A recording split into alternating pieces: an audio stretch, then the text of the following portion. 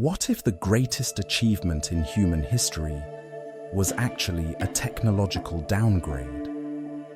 Imagine the Great Pyramids of Giza, not as the pinnacle of ancient engineering, but as a compromise, a step backwards. Because before the pyramids, before the pharaohs and the Bronze Age, the earliest Egyptians possessed a technology so advanced, so baffling, that modern engineers struggle to explain it. They worked with the hardest stones on Earth, diorite, basalt, granite, and they shaped them with impossible precision. They created vessels with flawless symmetry, stone so hard it laughs at steel chisels. And then they just stopped. They chose softer stone and then brittle metal. They chose to build the pyramids instead. But what if they hadn't? What if, instead of taking the easy path, they had doubled down on this lost, god-tier technology? What if the pyramids we know are just a pale shadow of what Egypt could have truly become? To understand the world that was lost, we must travel back to the dawn of Egypt, before the first pharaoh. In our timeline, the masters of the Naqada III culture achieved the impossible. Using methods we still cannot replicate, they carved and hollowed vases from solid granite and diorite with microscopic precision. It was a slow, arduous, generational craft, a near magical mastery over the very bones of the earth. But then, as Egypt unified, it faced a choice. To build an empire quickly, it needed a technology that was scalable. That technology was bronze. Metal was faster, easier to mass produce. And so, they made a fateful decision. They chose bronze for their tools and weapons, and softer limestone for their monuments. They abandoned the path of stone mastery for the path of empire. They made the great downgrade. But imagine a different timeline.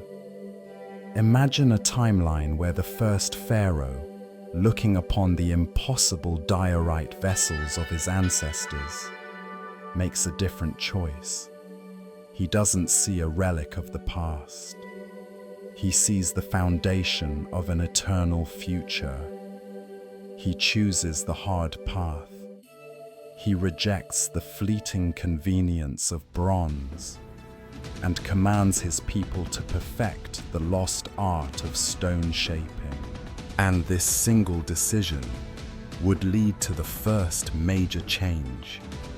The age of pyramids arrives, but these are not the monuments we know. The step pyramid of Djoser is not built from rough-hewn blocks of limestone. It is a seamless mountain of polished black basalt, a staircase of solid gleaming glass, reaching for the heavens. The Great Pyramid is not a pile of 2 million stones. It is a single, perfect, obsidian-like structure. Its surface so flawless, it reflects the stars, not as pinpricks, but as shimmering nebulae. These aren't tombs. They are statements of permanence, defying entropy itself. Incredibly, this Egypt does not just build monuments. It engages in geoengineering. Entire cities are carved, not constructed. City walls are not brick and mortar. They are fused cliffs of diorite, impenetrable to any weapon of the age. Generations pass. while the rest of the world enters the Bronze Age collapse, a time of chaos and destruction that topples every major empire, Egypt thrives. It stands apart, in serene isolation. Then they arrive. The mysterious sea peoples, the conquerors who brought the Hittites and Mycenaeans to their knees. They reach the shores of the Nile Delta, but find no sandy beaches to land their armies. They find a coastline that has been reshaped, transformed into massive, wave-breaking sea walls, carved from the living rock itself. As their ships are dashed to splinters against the impossible coastline, they look up in terror. For wading into the shallows are not soldiers. They are giants. Towering, 20-foot-tall colossi of granite and basalt, their jointed limbs moving with a terrifying grace, powered by some internal, unknowable mechanism. This invasion isn't a battle. It's an extermination. And from this, the Unbreakable Empire is born. But the consequences didn't stop there. The pharaoh Akhenaten, the heretic king, still rises. But in this world, his ambition is not confined to building a new capital. He seeks to display his power over nature itself. His followers spend a generation recarving the holy city of Heliopolis. They reshape entire districts into a colossal, sun-catching lens of polished obsidian and granite, designed to focus the dawn's first rays into a single, blinding beam of light that illuminates the central temple. It is a terrifying, magnificent display of faith and power, a daily miracle etched into the landscape. But the consequences didn't stop there. The pharaoh Akhenaten, the heretic king, rises again. And in this world, his ambition is not confined to building a new capital. He seeks to display his power over nature itself. His followers spend an entire generation recarving the holy city of Heliopolis. They reshape entire districts into a colossal, sun-catching lens of polished obsidian and granite. It is designed to focus the dawn's first rays into a single, blinding beam of light that illuminates the central temple. It is a terrifying and magnificent display of faith and power, a daily miracle etched into the very landscape. This mastery of stone, it shapes their entire philosophy.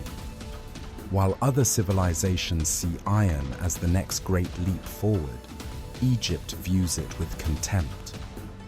They could craft articulated armor from obsidian-hard diorite, armor impervious to any bronze blade. Why would they care for this ugly, brittle metal? They watch the rise of the Iron Age from afar, seeing it as a crude and primitive fascination for lesser peoples. This is their iron paradox. In perfecting their lithic technology, they see no need for metallurgy. It is a blind spot that will fester for centuries. And what of the world outside? A fledgling republic named Rome begins to make noise in Italy. and it finds the Mediterranean is not a power vacuum. No, it is the private lake of the Egyptian-Carthaginian hegemony.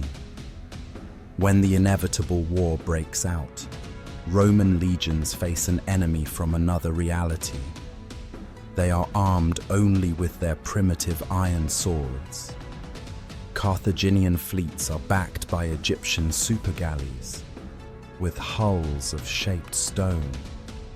They simply ram the Roman ships, breaking them in half, like toys. Rome is crushed.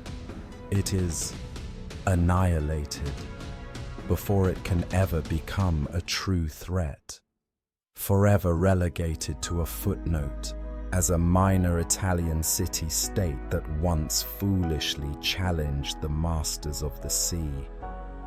And just like that, our entire classical history, the world of Caesar, Cicero, and Augustus, is erased before it can be written.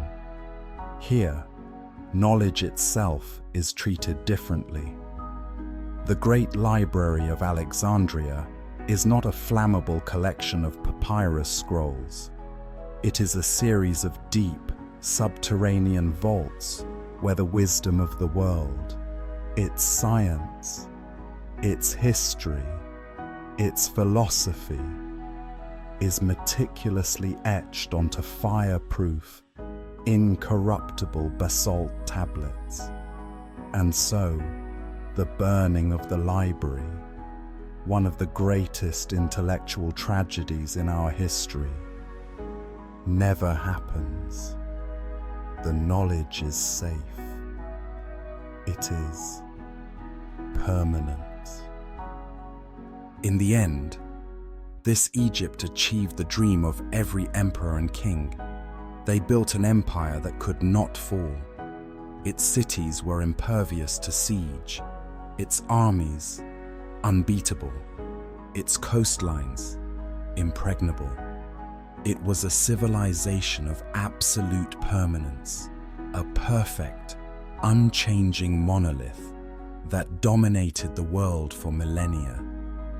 But perfection is a cage. While Egypt was carving its eternal monuments, the rest of the world was in the fire, hammering away at a technology they had dismissed as crude. They were perfecting steel. And here lies the final, devastating revelation. The Unbreakable Empire, a civilization that mastered the planet's hardest substances, would one day face legions armed with weapons of high-carbon steel, forged in furnaces hotter than they could ever comprehend. Their diorite armor, which had shattered bronze and shrugged off iron, would finally meet its match. Their greatest strength, their unyielding stone, was a technological dead end. They had created a perfect world, but a perfect world cannot adapt. And so the pyramids of our world, the great downgrade, were a compromise, but they were the first step on a messy, chaotic, and ultimately more resilient path of metal and fire. Egypt's mistake wasn't just building the pyramids. It was choosing a perfection that could never change over a future that could. Do you think this unbreakable empire could have eventually fallen to steel? Or would their mastery of stone have evolved in ways we can't even imagine? Let me know your theory in the comments below.